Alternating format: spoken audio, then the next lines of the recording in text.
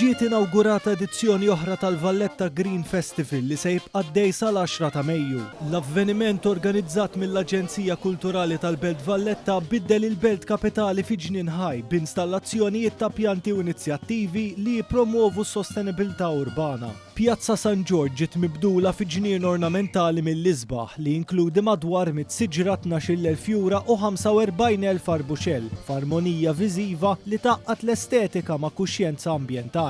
Installazzjoni oħra fuq skala kbira qed tilqa' lill-viżitaturi fid-daħla tal-belt. It-tnedija saret miċ-Chairman tal-Aġenzija Kulturali għall-Belt Valletta Jason McAuliffe u l-Ministru Owen Bonnici li sostnew dwar il-valur ambjentali kif ukoll l-impatt pożittiv tagħha fuq il-komunità. Naturalment il-Valletta Green Festival u l-ġnien tal-ħolm huwa wieħed mill-ikbar attrazzjonijiet li ttella matul is-sena l-Aġenzija.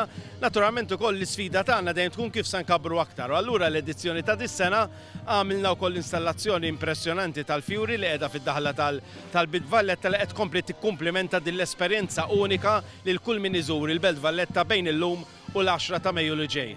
Il-Ministru Bonnici tkellem dwar l-importanza ta' dan il-festival. Aħna nemmnu li s-settur kulturali u artistiku għandu ħafna fej jaħdem mas-settur ambjentali. Kif turi din il-ħidma tal-lum tal-Valletta Cultural Agency fej fil-qofol tal-Belt Valletta ħolqod dal-ispazju miftuħ illi tattira fih nies fejn imbagħad in-nies jirrilassaw jieħdu pjaċir flimkien f'ambjent mill-aqwa. Aħna kommessi li l-Belt Valletta nkomplu nagħmluha post fejn in-nies jiġu biex iqattaw mumenti sbieħ flimkien.